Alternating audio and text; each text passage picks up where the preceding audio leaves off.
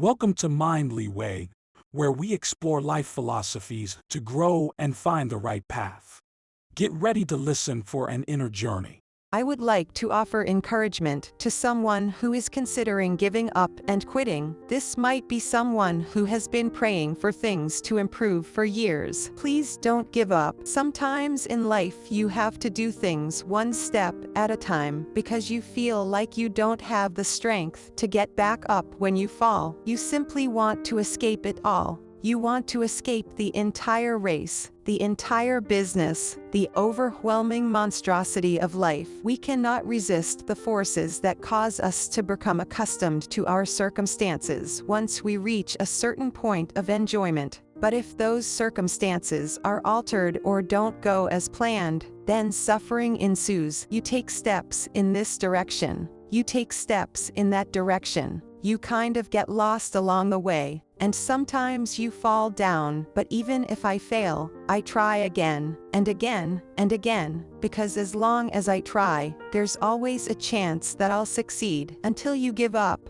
it's not the end. The very fact that you're still here should convince you that there's hope. Where is happiness? Well, happiness is found in the heart, or it can be found in the world. In everything and nothing. It's not in anything specific, but it's in everything. Right now, I'm going through a difficult time because of a broken heart, but I just want you to know that it's not the end. If you're considering giving up, don't give up. Instead, stay focused and persevere. You have to take a fresh look at life and approach it head on. It's difficult. Even when you succeed, it feels like you're being pushed back. Regardless of the outcome, depression still sets in, as evidenced by the sheer number of teenagers and young adults in their 20s who suffer from it, experiencing loneliness, anxiety, and sadness. One of the major problems on college campuses is loneliness, which is over the roof. We reach our full potential when we help others,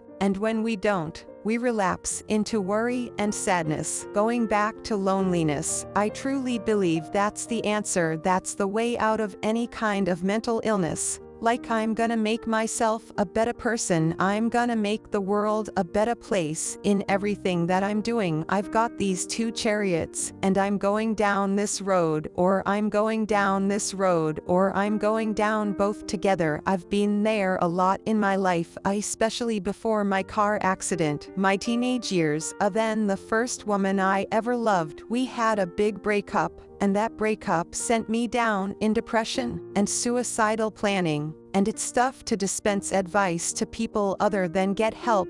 And I'll share why. Because that time in my life I had so many people coming up to me. You know, my friends would come into my dorm room, let's go do something, and there's just the hope is lost. And what people I think make the mistake of trying to do is hype people up. Everything's gonna be okay, you're gonna be great. And what people need who are suicidal is serious psychological intervention. They need to seek support and help. And outside of that, when they do get that support, the first thing a great therapist is going to do, outside of the emotional reflection work of why are you here and what has caused this sort of pattern for you, they're going to get you starting to get some momentum. The most important thing is when you are super down, outside of finding that emotional reasoning for where you are, is to start getting momentum. Because with momentum comes hope, with momentum comes motivation, with momentum comes, you know, that feeling that there's a reason for tomorrow. And so it's as simple as just saying, okay, what are 3 things I'm going to do today?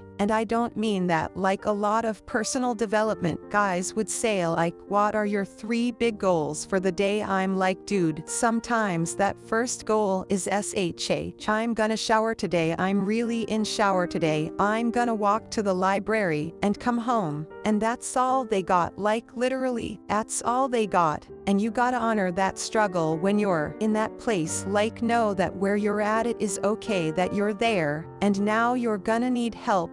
and now you're gonna have to set up some daily practices just every day. Win a little bit, not like win your dreams. I told most of the guys I dealt with in that situation, the majority of them were suicidal outside of their therapeutic work, that winning the morning is the most important thing they can do. I don't want to ever be flippant with the advice given to people who are dealing with that situation. Outside of getting some help, not like crush through goals, not like be badass, not like no, just momentum, man. Get some momentum and be okay if that momentum is really small, because it will build. Trust that momentum builds, and trust those gloomy and bad dark days. Trust that those are going to be there. They'll get less and less and less as you learn how to cope, but they are going to be there. And so when they are there, it's one of the outside of teaching people to bring the joy in my life, I teach people to honor the struggle, honor the difficulty. When we honor the struggle instead of hate the struggle, we can really achieve extraordinary things,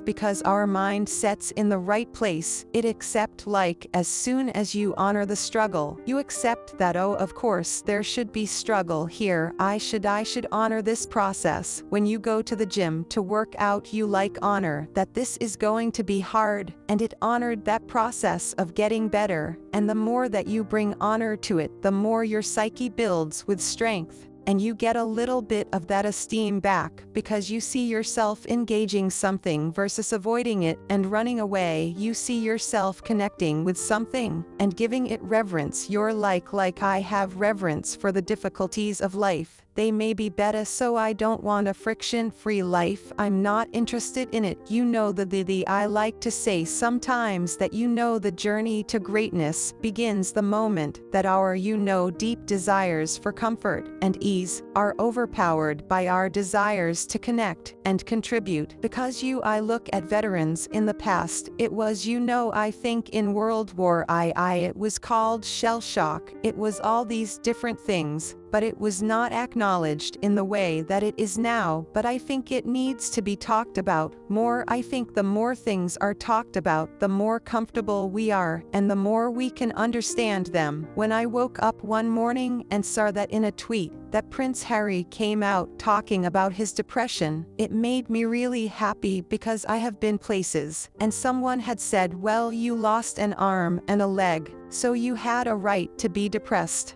And I stopped them. I was like, depression is real. You don't even have to go through something traumatic. Some are caused by something traumatic. Some can be a chemical imbalance in the brain. And I feel like if you had heart problems and saw a cardiologist, well, everyone would be concerned about you, would know you're doing better, and it would be open and honest with the crew, anybody you work with. But the most complicated organ in your body, if you have a problem with it, suddenly there's a, we don't want to talk about that, no, and you can get over it. And that's what people need to realize. You can be cured, you can get past it. That's what we need to realize. The reason I did it was because when I was in my depression, I thought I was alone. I didn't open up to anybody. So I thought someone's going to read this, and it's going to help them. So I, just as nervous as I was about the book, I kept thinking that one person is going to read it. Well, now, let's open up this dialogue, and I'll go, and I'll speak, and we'll do Q&A, and people want to talk about. I gave a speech in Florida, and it was an older crowd. It was like, I was gonna say,